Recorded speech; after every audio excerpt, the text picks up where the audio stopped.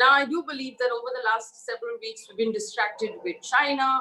The media has been distracted with what's happening in Rajasthan and Sachin Pilot. And off late, the media has been distracted by Convenor. But the one thing that is the most real, or the two things at least, is COVID and its rising numbers in India. Its suggestion that we're nowhere near the peak yet. And as a result, the impact on the Indian economy. Now, just because nobody is talking about it doesn't mean people aren't losing jobs all over the country. And it doesn't mean that MSMEs, small businesses and entrepreneurs aren't having to shut shop and fire their employees because there doesn't seem to be any sort of light at the end of this tunnel. We don't know how long the tunnel is going to last and whether or not we're going to be able to keep our jobs at the end of it. The Indian economy is collapsing, and we at Care Ratings are looking at negative growth of 6.5% for this year. Now, there are two things I think talking about in terms of what the government should be doing. They should be spending more. They should be having tax cuts. And even people like you and I think we deserve to have income tax breaks, because in that case, our spending power would be going up. And the government's fiscal is anyway in a disarray. So instead of having an 8% fiscal deficit number, you have 10%. It really doesn't matter. Either you're spending or you're cutting taxes and giving more money to spend. I think both those alternatives exist. But I think the fundamental problem which we have today is one of uncertainty. Because I think when we went in for the lockdown, I think all of us thought it was the right thing, though in retrospect, it wasn't a very sensible thing to do, because I don't think we've gained anything much out of it. But the fact remains that even today, when we're talking of unlock, I think there's a wide disparity between what the central government says and what is done at the state level, what is done at the district level. And I think if I'm a businessman today, there's so much of uncertainty. So today, the central government says I can continue operations. I'm in Mumbai. I say I can continue operations. I'm my warehouse in Navi Mumbai. There's suddenly a lockdown out there for 15 days. I cannot do anything out there. I have my people in Thane. I'm not able to do anything. So I think these kind of localized lockdowns has not been a nice thing as far as business is concerned.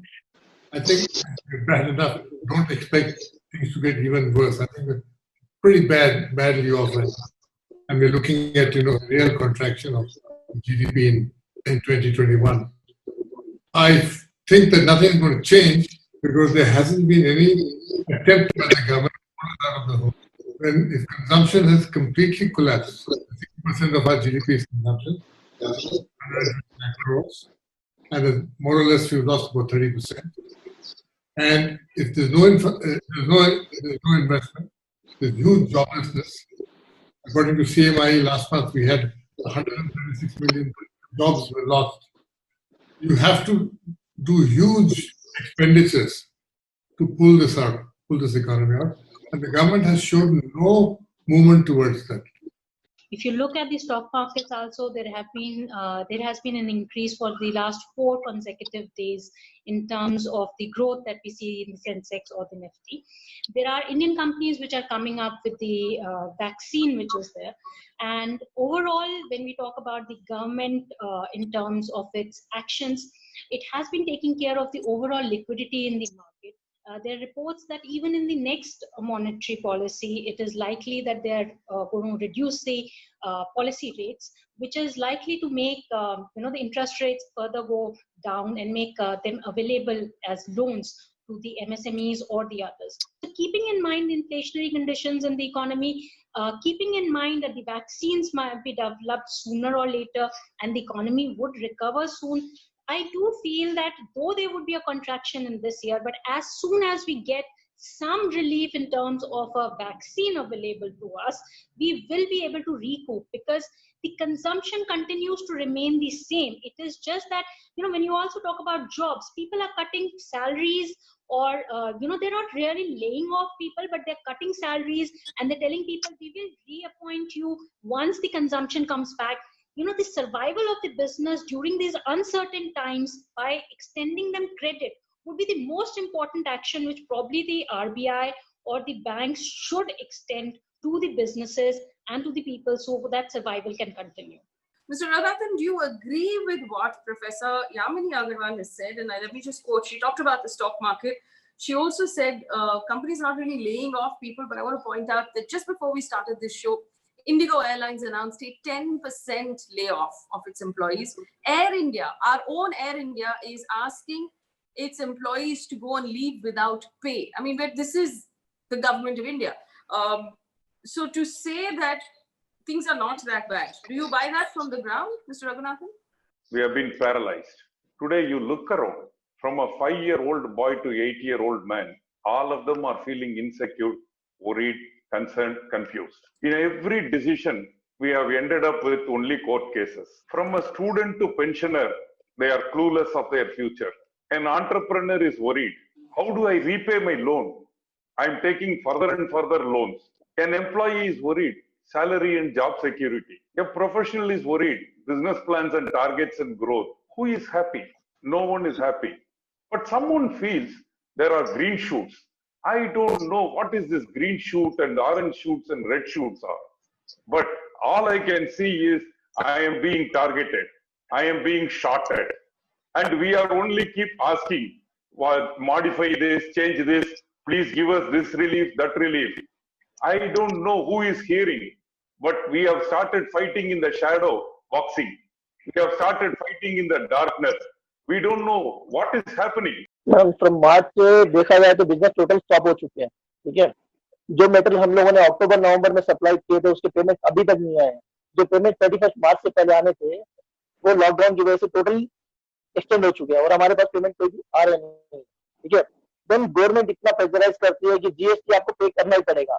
आपने metal sale किया है like in the month of February और March, party of not given me the payment, but I have to pay the tax of paid in the government. If I am not paying on time, penalty will be added on, interest will be added to my GST amount. Then my GST will be getting blocked immediately. Government हम लोग को pressurise कर रहे हैं, हम businessman लोग को हम लोग कुछ फायदा नहीं दे रही है। MSME को बोल रहे थे 20 लाख करोड़ से ये सैंक्शन किया है, वो सैंक्शन किया है। Then on the paper I went to the bank manager. He told me that whatever is your OD account, like CC account has been sanctioned, 10% of the OD account will be given to you. वो भी demanding like they are asking some 4 bond papers for ₹1 lakh. 1 lakh रुपए के लिए 4 bond paper चाहिए हम लोग को। उसके बाद भी वो दिल्ली जाएगा, सैंक्शन होगा तो देंगे, नहीं तो no, nothing else. Then all GST we have to pay on time, all TDS we have to pay time. They are given only the extension dates, that's all. But they are charging the interest on the GST also, 18% per annum on TDS also and GST also. There is no relief for our businessmen. COVID happened to every country on the face of the earth. Every country faced the same virus. There was no difference in the virus. In fact, the government itself argues that our numbers are better than other countries. We are the only country in the world to have reported a humanitarian crisis of workers walking home. A humanitarian crisis of hungry children, of unemployed people, of corpses, of desperation. We have to ask ourselves why.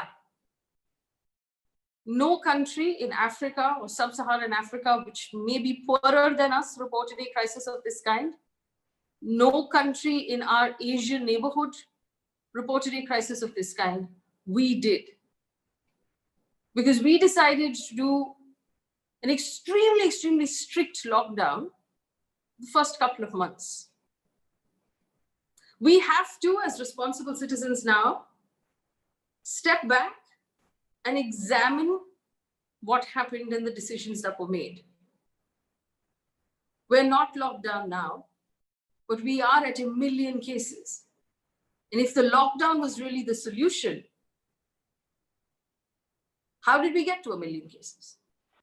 Even if we want to say that these were unusual times and there was absolutely no way of knowing how to handle this because nobody has this kind of experience, it's not too late now.